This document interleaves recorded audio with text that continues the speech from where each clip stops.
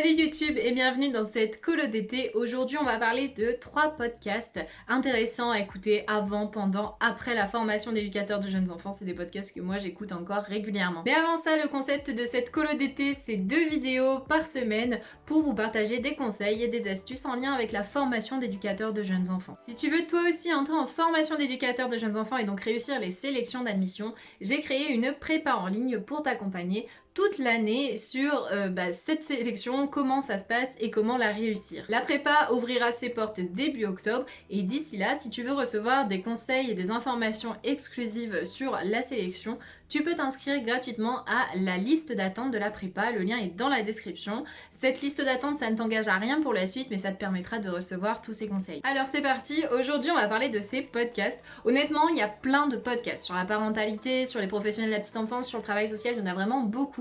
Donc aujourd'hui j'en ai sélectionné que 3, un dans chacune de ces catégories pour vous en parler, mais je vous invite à vraiment faire vos recherches et à voir ceux qui vous parlent le plus. Il y en a vraiment beaucoup, il suffit de taper ces mots-clés dans la barre de recherche de votre podcast, votre application de podcast et vous trouverez pas mal d'informations, des choses intéressantes à écouter. C'est vraiment, je trouve, un moyen très intéressant de se former autant avant, pendant ou après la formation. Moi c'est des podcasts que j'écoute encore régulièrement aujourd'hui et l'avantage c'est surtout le format, je trouve ça très pratique. On peut en écouter quand on fait le ménage, quand on va marcher, quand on fait du sport, peu importe, on peut en écouter dans la voiture aussi, sur les longs trajets, ça change un petit peu de la musique. C'est un moyen vraiment de se former sans vraiment s'en rendre compte. Parfois c'est des partages d'expériences, des choses comme ça qui sont très intéressantes. Alors le premier de ces podcasts est plutôt dans la catégorie parentalité, il s'appelle la matrescence. Je pense que le mot matrescence c'est un mot qui a peut-être été inventé, c'est un mélange en fait de maternité, de naissance pour parler de la naissance de la mère, en fait du fait de devenir parent quand un enfant naît. Et du coup dans ce podcast globalement on parle de la parentalité, on apprend vraiment beaucoup de choses, que ce soit sur le développement de l'enfant, des questions que des parents peuvent avoir sur le développement ou sur l'accompagnement à la parentalité. Je trouve ça plutôt intéressant et je trouve ça d'autant plus intéressant pour des personnes qui sont en formation qui ne sont pas encore parents, des personnes qui n'ont pas encore eu d'enfants. Ça permet vraiment d'avoir un partage d'expérience, on va dire, de parents, des questionnements qu'ils peuvent avoir, de tout le bouleversement que c'est de devenir parent, que ce soit sur le plan physique, émotionnel, hormonal, même social en fait.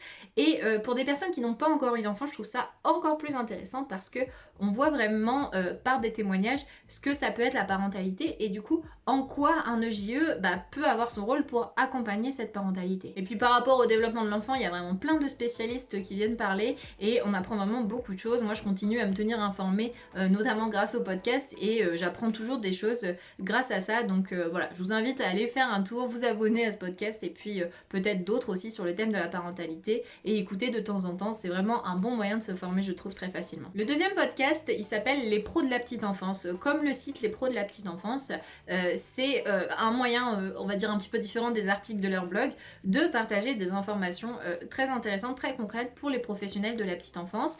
Cette fois, on va plus se baser, on va dire, sur le quotidien des professionnels de la petite enfance, le quotidien de ces métiers et des situations qu'on peut rencontrer, des difficultés et comment on peut régler ça, comment on peut accompagner des enfants sur le développement. Voilà, il y a plein de sujets qui sont abordés sur des questions très concrètes, hein. Le doudou, à quoi ça sert, pourquoi on en a besoin, qu'est-ce que c'est, est-ce qu'on peut faire sans, enfin voilà, il y a plein de sujets comme ça du quotidien des professionnels où on va être amené à se poser la question et c'est un moyen d'interroger des spécialistes, des professionnels pour partager leur avis sur ce sujet. Donc là aussi les articles sont très souvent conseillés sur le site des pros de la petite enfance et ils sont vraiment très intéressants et très spécifiques, mais c'est vrai que le podcast vient apporter un format un peu plus long qui est aussi intéressant pour se former sur certains aspects. Il y a vraiment cet aspect pratique, pédagogique qu'on retrouvera peut-être moins quand on est plus sur des podcasts sur la parentalité. Là vraiment c'est très spécifique au métier. Il va y avoir des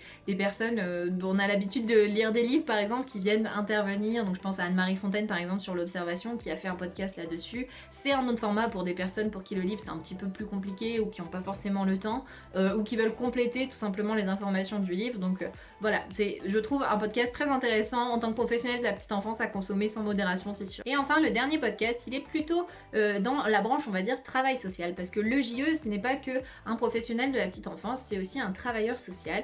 Et du coup ce podcast, alors il y en a plein sur le travail social, mais celui que j'ai sélectionné s'appelle Onde sociale Et je le trouve intéressant parce qu'il aborde plein de sujets sociétaux, tout simplement, plutôt pour s'ouvrir l'esprit sur des sujets où voilà, on s'était pas forcément intéressé, voilà, en complément peut-être de l'actualité ou pour venir creuser un sujet pour comprendre un peu plus de choses, je sais pas, je pense par exemple au VIH ou à l'exclusion, ou des sujets comme ça qui sont plus sur des thèmes sociétaux, qui vont être intéressants pour le JE, plus dans la catégorie travail social.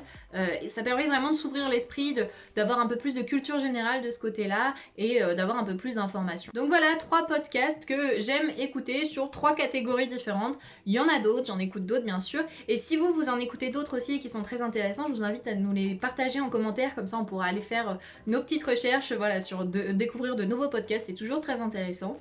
Donc je vous invite vraiment à écouter ce format parce que c'est un moyen de se former facile et qu'on peut faire avant, pendant, après la formation. Vraiment, il n'y a pas de règle pour ça. Donc voilà, je vous invite à aller faire vos petites recherches. Et puis si ce format de vidéo de colo d'été vous intéresse, je vous invite à vous abonner pour pouvoir recevoir les prochaines vidéos. Et sur ce, je vous souhaite un bel été.